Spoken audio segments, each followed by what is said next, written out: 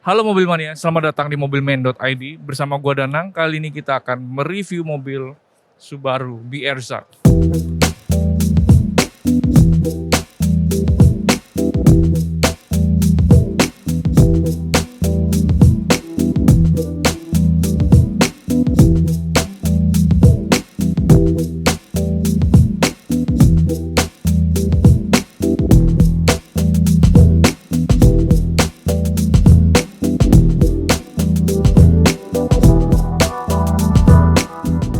Buat Anda yang sedang mencari puluhan ribu mobil bekas dari berbagai merek, silakan kunjungi website kami di mobilman.id atau download aplikasi kita di Play Store dan App Store.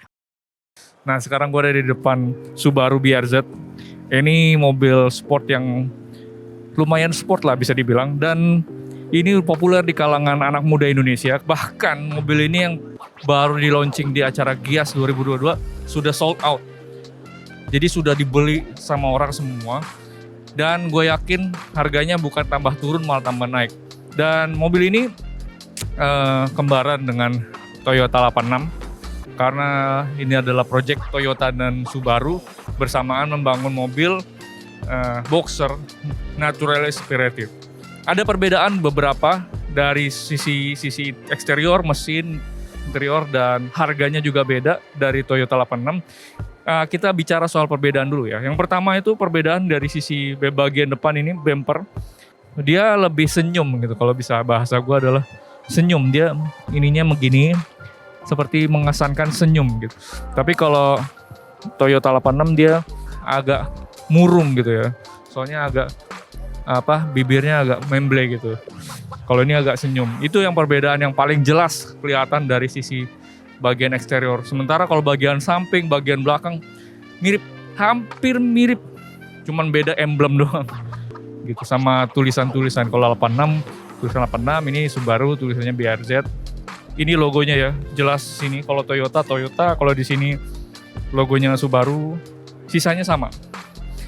Dan gue sedikit pengen komentar soal kualitas finishing atau kualitas bahan-bahan material dari Subaru BRZ ini. Kalau menurut gue luar biasa bagus.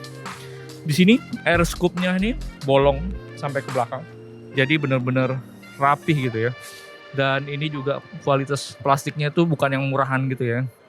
Kan mobil-mobil Jepang banyak tuh yang harga 200 jutaan itu udah plastiknya murahan. Kalau ini enggak sama sekali. Bagus. Plastik tapi bagus nih, lampunya sudah LED dan sudah pakai Pro-G. Perbedaan selanjutnya dengan Toyota 86, Subaru BRZ ini berbeda harga. Subaru ini dia dijual dengan harga 825 juta untuk yang manual dan 850 juta untuk yang otomatis. Tapi sayangnya calon pembeli sudah tidak bisa membelinya karena sudah sold out. Di sini tertulis. Artinya udah nggak bisa dibeli lagi seperti yang udah gue jelaskan tadi. Nah, kalau dari sisi bagian samping semua sama ya dengan Toyota 86. Tingginya ini cuma 1,4 meter sehingga rendah banget. Benar-benar berkesan mobil sporty dan coupe. Dan bagian samping sini ada air vent juga, dan ini bolong asli sehingga aerodinamikanya jalan gitu. Dia angin masuk dari ban keluar di sini itu jalan. Sehingga bukan palsu-palsu atau gimmick-gimmick. Samping sini sama semua. Sampai salvin antena juga sama dengan yang di 86. Untuk bagian kaki-kaki, mobil ini menggunakan velg yang cukup besar nih. Standarnya aja menggunakan ring 18 dan cukup sporty ya. Bannya menggunakan Michelin Pilot Sport dengan ukuran 215/40 ring 18. Sepertinya sama, nggak belang. Sehingga ya udah lumayan lah ya, kalau standarnya udah pakai Michelin, udah ready to race. Untuk di bagian inner fender juga semua tertutup. Gue yakin sih lumayan bagus peredaman untuk suara ban ya. Untuk bagian belakang, seperti yang gue jelaskan tadi, sama dengan Toyota 86, cuman kalau Toyota 86 ininya lebih naik sedikit nih. Seret gitu. Lebih detailnya lebih berasa. Kalau ini kan lebih datar. Dan ini kalau gue lihat ya, kalau lampunya sedikit mirip Honda Brio RS. Sedikit siluetnya doang. Dan bagian bawahnya nih knalpotnya asli 2. Karena cc-nya besar sehingga knalpotnya 2. Cocok. Ini ada lampu mundur dan lampu rem juga. Untuk pembukaan bagasi tinggal pencet, dia terbuka. Dan di bagasinya ada ban serep gede banget sehingga ruang bagasinya sangat sempit sekali. Kalau menurut gue koper besar nggak akan muat nih. Ini karena bagasinya sempit banget gitu. Ini semua udah rapi. Masih belum elektrik ya, cuman lumayan lah. Ini ada kamera mundur dan ini ada stop lamp. Di sini ada tulisan Made in Japan. Ya artinya memang ini mobil JDM ya.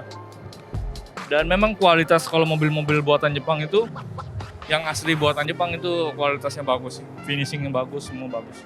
Ini yang sedikit menarik karena mobil ini tergolong mobil sport. Mesinnya itu berkode D45, boxer engine, 2400 cc, 4 silinder. Dia menghasilkan tenaga sebesar 237 PS di 7000 rpm dan torsinya mencapai 250 Nm di 3700 rpm. Itu disalurkan ke transmisi matic dan manual, bisa dipilih. Kalau yang matic 6 percepatan dan manual 6 percepatan juga. Untuk penggerak rodanya penggerak roda belakang. Sehingga mobil ini bisa buat drifting ya. Mobil boxer engine juga menguntungkan dari sisi center of gravity. Mesinnya tuh bisa rendah banget. Jadi walaupun 2400 cc dia nggak nongol ke atas, dia ke kiri dan ke kanan karena silinder itu dibagi 2 gitu ya, kiri dan kanan. Ini lumayan padat gitu kalau bisa dilihat, dan terlihat bahwa mobil ini cc-nya besar. Untuk tenaga sebesar 237 PS itu sedikit berbeda dengan Toyota 86. Toyota 86 itu lebih kecil sedikit karena kompresi mesin Toyota 86 itu 12,5 banding 1. Sementara kalau di Subaru BRZ ini 13,5 banding 1. Itu yang membuat perbedaan dari sisi power ya. Nah, karena kompresinya 13,5 banding 1, otomatis sudah tidak bisa minum Pertalite lagi. Jebol ya kalau minum Pertalite, minimal Pertamax turbo lah. Untuk akselerasi mobil ini kita juga belum tes, tapi yang kita hasil riset kita 0 sampai 100 mencapai 7 detik ya. Dia nggak terlalu kencang-kencang banget, walaupun tampilannya ini kayak mobil kencang, tapi nggak terlalu kencang. Untuk top speednya sekitar 225 km per jam. Lumayan lah ya, nggak terlalu kencang. Keren doang dia, karena harganya juga di bawah 1 M. Kita masuk di interior Subaru BRZ. Bentar, nah ini posisi mengendara yang lumayan enak ya. Nah ini, wow, sporty abis. Bener-bener sedan sporty yang kalau lo bawa pasti lo langsung merasa pengen ngebut aja bawahnya ini. Kokpitnya itu sempit gitu ya, tuh. Jarak antara atap sama kepala gue tinggal nggak sampai setengah jengkal ini, sehingga kesannya rendah.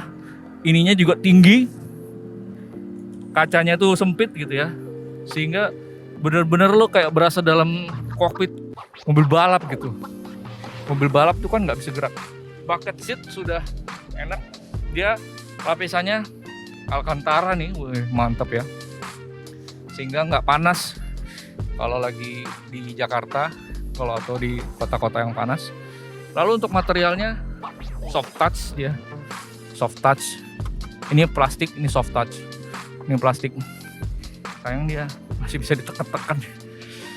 Untuk head unitnya dia third party ya, dia sudah begini. Ya walaupun nggak secanggih-canggih mobil-mobil yang lain, semacam mobil Eropa gitu kan, lebih keren gitu. Tapi ini ya lumayan lah, mobil Jepang rata-rata begini sport car-nya. Untuk setir dia udah ada pedal shift, dia udah ada pengaturan segala macam, telepon sampai pengaturan cruise control jika sudah ada.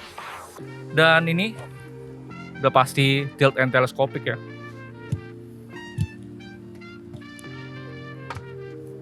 mantep, tilt and telescopicnya mantep. Untuk speedometer sudah digital full, dan ini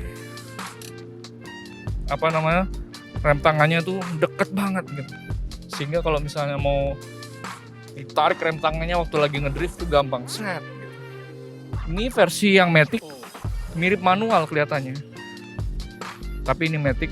Dan di bagian sini ada pengaturan AC-nya, keren sih, start stop engine. Dan di sini udah ada atur untuk traction control dan stability control, lalu bisa buat ngatur sport atau yang versi snow. Di bagian tengah ini ada cup holder dan menjadi armrest juga. Cakep. Karena mobil ini 2+2 ya, artinya bukan 4 penumpang, sehingga bagian penumpang belakang kalau misalnya posisi berkendara gue segini, kayaknya nggak muat orang deh. Tuh kakinya nggak muat, kayaknya nggak muat deh. Kayak cuma duduk bayi aja tuh. Atau kalau misalnya orang pun kakinya ngelipet gitu. 2+2 namanya juga, sehingga kecil. Oh ya, kita buka sekalian nih, isinya apa. Wow, udah soft opening, lumayan lah ya. Dan ini dalam juga, besar juga. No, ini joknya keren banget sih kalau menurut gue. Ini joknya dijual aja mahal ini. Sayangnya juga mobil ini, karena ini kan coupe sebenarnya. Mobil coupe itu biasanya ininya apa sih namanya? Seatbeltnya itu kalau yang mobil-mobil Eropa ya, itu didorong gitu, didorong dari belakang set gitu, sehingga kita memudahkan untuk pasang. Tapi ini nggak ada, masih manual, sehingga ya kurang nyaman aja, nariknya ke belakang banget. Terus joknya juga masih manual semua, nggak ada elektriknya sama sekali, kiri dan kanan. Door trimnya ada bahan Alcantara sama kulit. Ini door trimnya cukup tebel sih, kalau menurut gua mantep banget, sehingga feeling safety-nya tinggi. Airbag kiri kanan dan di pilar juga ada, sehingga aman. Ya begitulah review gue tentang Subaru BRZ. Mudah-mudahan bisa menambah pengetahuan kalian semua. Oh ya, buat kalian yang sedang mencari mobil bekas merek Toyota, Daihatsu, Honda dan segala macam, bahkan Subaru, bisa mampir ke website kita di mobilman.id atau download aplikasi kita di Play Store dan App Store mobilman.id. Sekian dari gua Danang, and see you in next video.